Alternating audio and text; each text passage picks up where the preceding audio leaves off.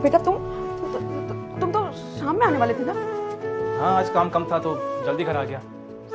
आप तो कह रही थी कि आप सारा काम कर रही हैं, घर का खाना पका रही हैं, और आप तो यहाँ नींद पूरी कर रही हैं अपनी।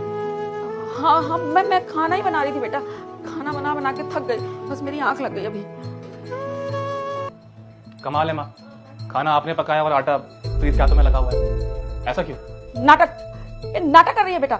इसने देख लिया होगा कि तुम आ रहे हो, फटाफट हाथ में आटा लगा लिया ये बोलने के लिए कि सुबह से मैं ही काम कर रही हूँ। नाटक कर रही है। नाटक प्रीत नहीं कर रही है माँ, आप कर रही हैं। आप बस भी कीजिए। प्रीत ने मुझे वीडियो कॉल की थी दिखाने के लिए कि आप असलियत में क्या हो, और मैंने सब कुछ देखा अपनी आंखों से कि अब क्या करती हो मेरे पीठ पीछे, टॉर्चर करती हो इसको, सारा काम कराती हो उससे। इसे क्या कुछ नहीं बोलती हो आप? मैंने सब कुछ देखा माँ। बेटा ऐसा नहीं है जैसा तू सोच रहा है। माँ मैं सोच नहीं रहा हूँ, मैंने खुद देखा अपनी आंखों से यार कि अब क्या करती हो। मुझे प्रीत ने कितनी बार बताया कि आप क्या करती हो मेरे पीठ के पीछे, और मैंने उसकी एक बार नहीं मानी। मुझे लगा मेरी माँ तो ऐसी है ही नहीं, वो ऐसा क्यों करेगी। और आपने मुझे रॉन्ग प्रूफ कर दिया माँ। जो मुझे प्रीत ने बताया वो सब कुछ सच था यार। माँ आपने ऐसा क्यों किया?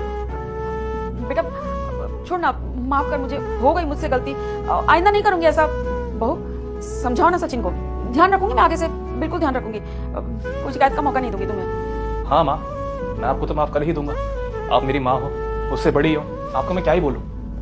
पर माँ क्या है ना कि प्रीत मेरी पत्नी है, मेरी जिम्मेदारी है, और प्रीत यहाँ मर के जिए ये भी सही नहीं है ना। तो एक काम करते हैं, प्रीत और मैं आज ही इस घर को छोड़ रहे हैं। आप यहाँ पे आराम से रहो, खुश रहो, ठीक है? नहीं बेटा, ये कैसी बात कर रहे हो? तुम घर छोड़ के क्यों जाओगे? मैं मान तो रही हूँ, मैं मान रही हूँ मुझसे गलती हुई है, और आइंदा ध्यान भी रखूंगी, कुछ नहीं करूंगी, मैं कसम से बोल रही हूँ, आइंदा ऐसा कुछ नहीं करूंगी। तुम घर छोड़ के जाने की बात मत करो। माँ मैंने कह दिया ना, बस यही मेरा आखिरी फैसला है। प्रीत संभाल लिया।